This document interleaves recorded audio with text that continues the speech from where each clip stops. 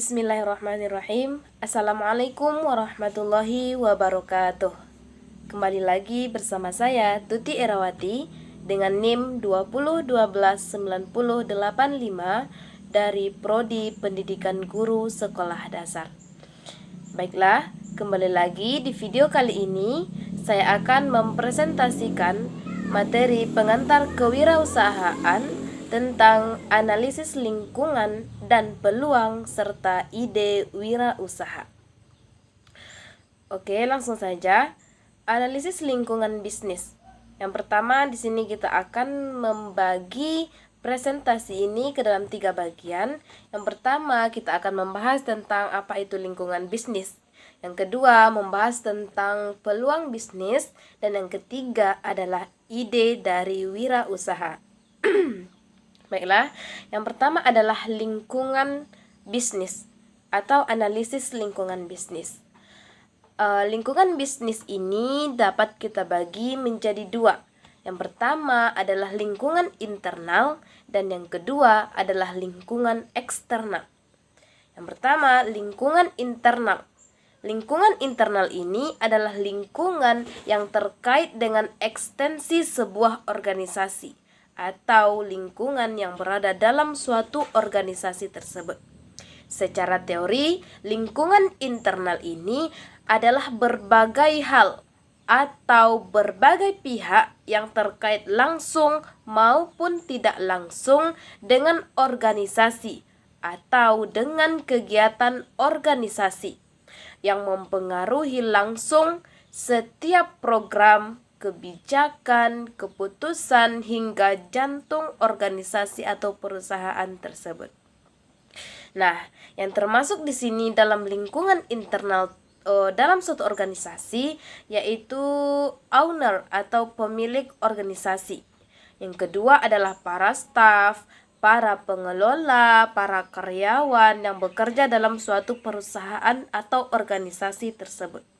Dan yang terakhir adalah lingkungan fisik organisasi. Nah, selanjutnya adalah lingkungan eksternal. Nah, apa lingkungan eksternal tersebut? Yaitu lingkungan situasi yang terkait dengan kegiatan operasional organisasi dan bagaimana kegiatan operasional organisasi tersebut dapat bertahan.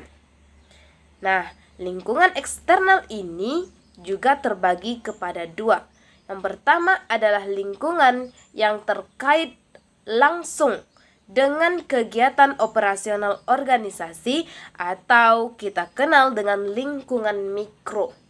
Dan yang kedua adalah lingkungan makro, yaitu lingkungan yang tidak terkait langsung dengan operasional organisasi.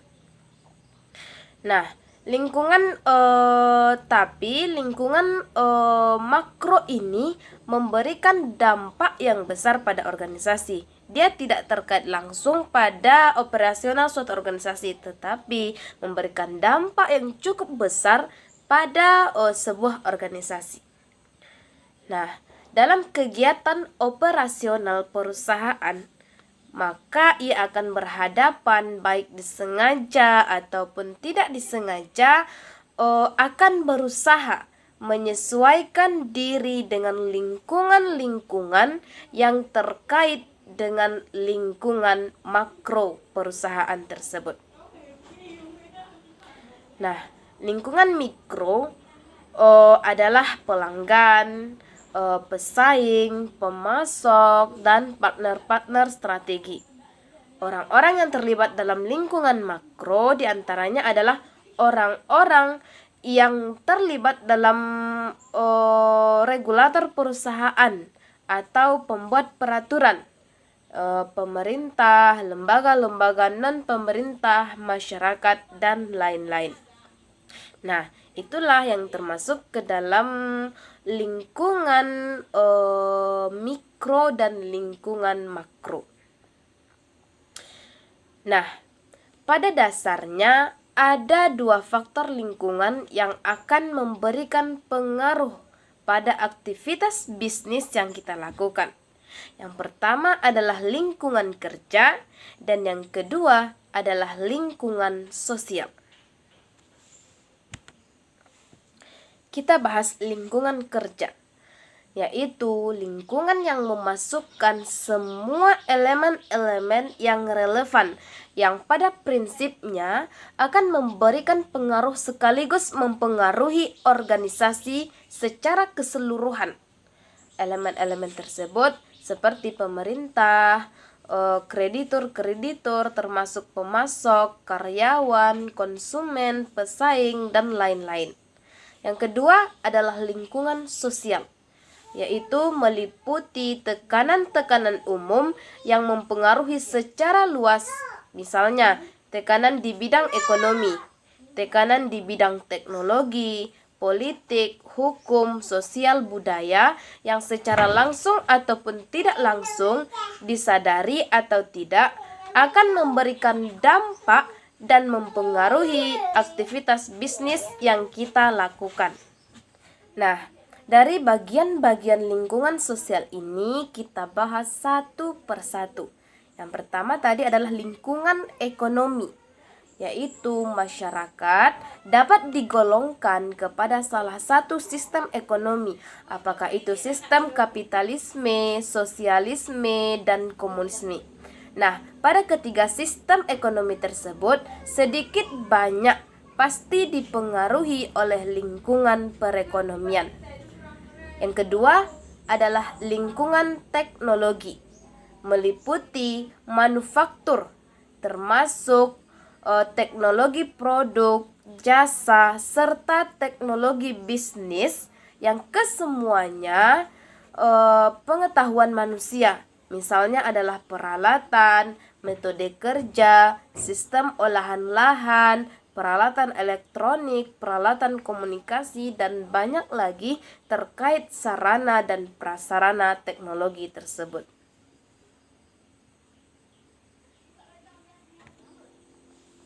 Nah, dalam lingkungan teknologi bisnis ini ada istilah yang harus kita pahami agar kita mampu menjalankan suatu bisnis. Yang pertama yaitu penerapan perencanaan sumber perusahaan atau ERP atau Enterprise Resource Planning, di mana ini merupakan inovasi teknologi bisnis untuk mengelola sekaligus memodernisasikan proses perusahaan, proses organisasi di tingkat lini produk, departemen, dan lokasi geografis, artinya manajemen bahan baku, perencanaan produksi, dan laporan keuangan, dan masih banyak lagi. Nah, yang selanjutnya adalah yang ketiga, yaitu lingkungan hukum politik, yaitu berkaitan dengan kekuatan suatu perusahaan atau organisasi yang berada dalam satu kerangka hukum, sehingga faktor ini mempengaruhi berbagai keputusan dan transaksi dari perusahaan atau organisasi dan bisnis kita. Nah, lingkungan hukum politik ini memiliki peran dalam pembuatan aturan-aturan, dalam pembuatan kebijakan-kebijakan tentang apa yang boleh, apa yang tidak boleh dilakukan dalam bisnis atau organisasi, tentang kebijakan apa yang seharusnya dibuat. Misalnya adalah undang-undang perlindungan konsumen, hukum bisnis, regulasi bisnis, dan masih banyak lagi yang terkait dengan lingkungan hukum politik. Nah, sehingga dalam perjalanan bisnis kita akan mempunyai perlindungan hukum, sehingga kita tahu posisi kita aman atau tidak. Kita mengambil suatu kebijakan itu sesuai atau bertentangan dengan hukum atau tidak. Jadi, kebijakan yang kita ambil itu harus sesuai dengan hukum yang berlaku. Nah, selanjutnya adalah yang keempat, yaitu lingkungan sosial budaya. Lingkungan sosial budaya ini berhubungan dengan adat istiadat, karena kita ada di setiap tempat. Karena dimanapun tempat bisnis kita berada, akan dipengaruhi oleh lingkungan sosial budaya, misalnya adat budaya setempat, kebiasaan setempat, nilai dan karakteristik, demografi, termasuk masyarakat setempat, di mana kita mendirikan suatu usaha. Nah, karena kita berada di tempat orang lain, tentunya kita harus mengikuti seluruh kebiasaan ataupun aturan yang ada di tempat tersebut. Bukan masyarakat setempat yang harus mengikuti peraturan kita. Jadi, kita yang harus mengikuti segala aturan yang ada di lingkungan tempat kita berada. Nah, meskipun lingkungan sekitar merupakan faktor yang tidak dapat dikendalikan, namun manajemen harus senantiasa mengupayakan agar aktivitas yang dilakukan tidak bertentangan dengan lingkungan. Dengan demikian, bisnis atau organisasi kita dapat berjalan dengan lancar, sukses, dan berhasil. Baiklah, kita lanjutkan. Tadi kita membahas tentang analisis lingkungan bisnis. Selanjutnya kita masuk kepada pembahasan yang kedua, yaitu analisis peluang usaha. Nah, yang pertama adalah bagaimana kita memahami pasar dan pelanggan. Nah, ada beberapa hal yang harus kita pahami. Yang pertama adalah seorang wirausahawan mesti mempelajari dan memahami keputusan, keinginan, serta permintaan dan kebutuhan konsumen. Nah, yang kedua, seorang wirausahawan merancang penawaran pasar yang memuaskan dan membangun hubungan dengan pelanggan. Yang ketiga, hal yang harus kita perhatikan yaitu seorang wirausahawan harus punya orientasi yang jelas, harus punya tujuan yang jelas, terutama dalam mendistribusikan produk yang diproduksinya. Nah, kebutuhan, keinginan, dan permintaan yang harus dipertimbangkan tersebut, yang pertama adalah kebutuhan, yaitu suatu pernyataan perasaan kekurangan yang dirasakan oleh manusia. Jadi kebutuhan itu maksudnya adalah sesuatu yang selalu dibutuhkan oleh manusia atau masyarakat sekitar. Nah, yang kedua adalah keinginan. Maksudnya yaitu kebutuhan manusia yang dibentuk oleh budaya dan kepribadian. Jadi kebutuhan itu selalu ingin dipenuhi. Nah, yang ketiga adalah permintaan. Permintaan ini tentu saja kita tahu yaitu keinginan konsumen. Keinginan bagaimana produk yang diinginkan oleh konsumen, bagaimana kualitas produk yang diinginkan oleh konsumen, itu adalah termasuk keinginan. Permintaan, maksudnya adalah permintaan. Nah, selanjutnya adalah penawaran, yaitu kombinasi produk, jasa, informasi, dan pengalaman yang ditawarkan kepada pasar untuk memuaskan keinginan konsumen. Jadi penawaran yang ditawarkan kepada pasar tujuannya apa? Yaitu untuk memuaskan konsumen. Nah, peluang muncul bukan sekedar muncul saja, tetapi akan ada penyebab-penyebab munculnya suatu peluang.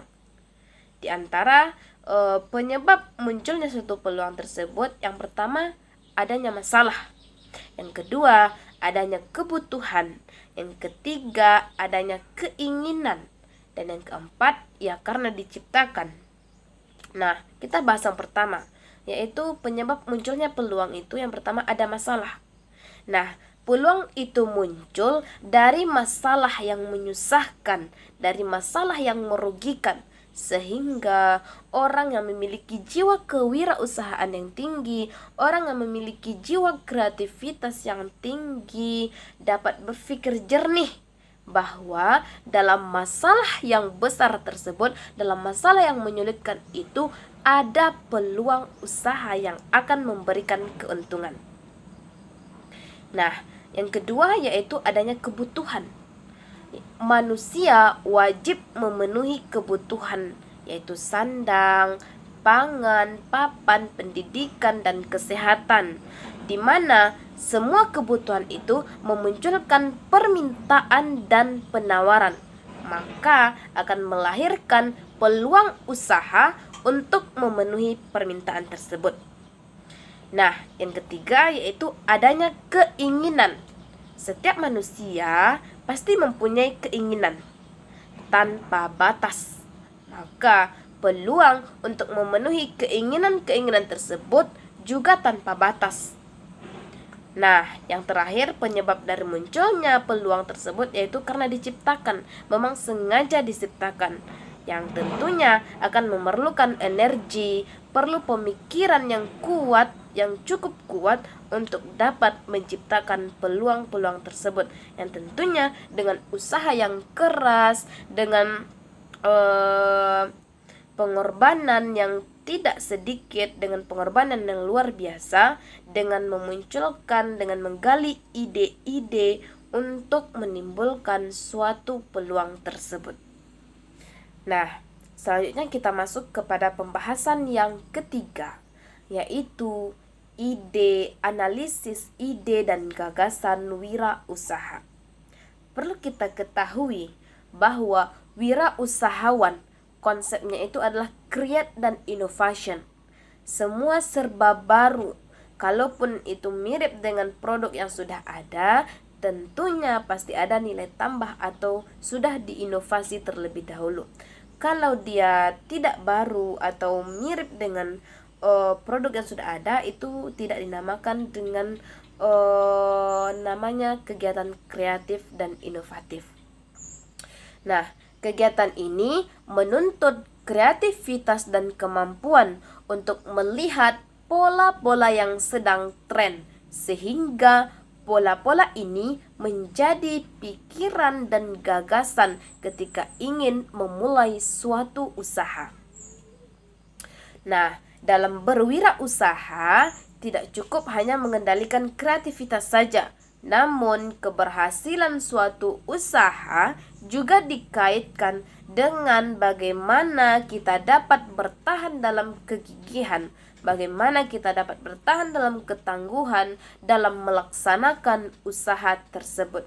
Jadi, bukan hanya dibutuhkan kreatif dan inovatif saja, tetapi bagaimana kesabaran kita dalam menjalankan suatu usaha tersebut. Nah, gagasan ini dari konsep kebahasaan adalah segala sesuatu yang menginspirasi seseorang atau pelaku yang mendorong munculnya suatu ide usaha dan menduga lebih awal apakah ide tersebut akan memberikan nilai tambah atau tidak. Nah, bagi seorang wirausahawan, gagasan menjadi awal penciptaan dari usaha yang mereka lakukan. Nah, ide itu tidak mungkin datang secara tiba-tiba saja, tetapi harus melalui pikiran dan analisis yang panjang. Ide bisnis datang apabila kita berusaha dan leluasa untuk mencarinya dan menggali informasi dan pandai dalam membaca peluang. Maka jika kita mampu melakukan hal tersebut, maka akan muncullah suatu ide usaha. Nah, kepandaian dalam membaca peluang bisnis menjadi penting untuk kita asah, bahkan oleh orang-orang yang sudah lama berkecimpung dalam dunia bisnis juga harus terus mengasah kemampuan tersebut, karena ide bisnis muncul dari kemahiran atau kepandaian dan kreativitas untuk mengaktualisasikannya. Nah, seorang wirausahawan itu butuh kepandaian dan kecerdasan dalam membaca peluang-peluang bisnis. Nah, kemahiran dalam mengamati situasi sekitar yang terjadi.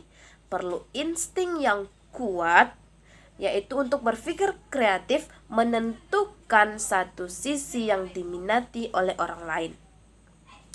Nah, gagasan usaha yang kita pikirkan berdasarkan peluang, berdasarkan analisis lingkungan, dan berbagai kondisi yang kita pertimbangkan, kadang-kadang juga mengalami kegagalan. Oleh karena itu, dari awal kita sudah mempunyai pemikiran berbagai kemungkinan penyebab kegagalan tersebut. Nah, di sini saya akan menjelaskan penyebab kegagalan menurut pendapat Suryan. Yang pertama adalah data dan informasi yang tidak lengkap. Yaitu antisipasi kita apa? Antisipasi kita adalah bagaimana dari awal sudah berusaha memikirkan sebaik mungkin untuk mengumpulkan berbagai informasi untuk melengkapi data dan informasi terkait bidang usaha yang kita ambil. Nah, penyebab kegagalan yang kedua adalah kegagalan yang disebabkan karena tidak teliti, kurang meneliti dokumen-dokumen yang ada, terlalu cepat percaya sehingga terlalu cepat puas, sehingga terlalu cepat untuk mengambil keputusan dalam melatih atau mencari tenaga yang benar-benar ahli dalam bidangnya. Nah, penyebab yang ketiga adalah akibat salah perhitungan. Misalnya, kesalahan dalam perhitungan rumus sehingga hasil yang keluar menjadi tidak akurat atau tidak sesuai dengan estimasi kita dari awal. Nah, penyebab yang keempat adalah pelaksanaan pekerjaan yang salah. Penyebab yang kelima yaitu kondisi lingkungan yang tidak tepat, dan penyebab yang terakhir adalah adanya unsur kesengajaan. Nah, inilah yang sering membuat suatu bisnis atau suatu usaha tersebut menjadi hancur, yaitu adanya unsur kesengajaan. Unsur kesengajaan ini maksudnya adalah unsur kesengajaan dari dalam, apakah itu dari karyawan yang berkhianat atau dari kesengajaan untuk menghancurkan perusahaan atau organisasi tersebut, di mana seseorang sengaja membuat kesalahan yang tidak sesuai dengan kondisi yang sebenarnya dengan berbagai sebab. Nah, inilah yang harus kita perhatikan dalam mencari tenaga kerja atau sumber daya manusia. Kita harus mencari tenaga kerja, karyawan atau staf-staf di perusahaan kita, yaitu orang yang dapat dipercaya, bukan musuh dalam selimut yang nantinya akan menghancurkan bisnis yang telah kita bangun selama bertahun-tahun. Nah, mungkin demikian saja presentasi yang dapat saya sampaikan. Mudah-mudahan kita dapat memahami dari apa yang saya sampaikan tersebut. Demikian, sekian dari saya. Wabillahi taufik wal hidayah.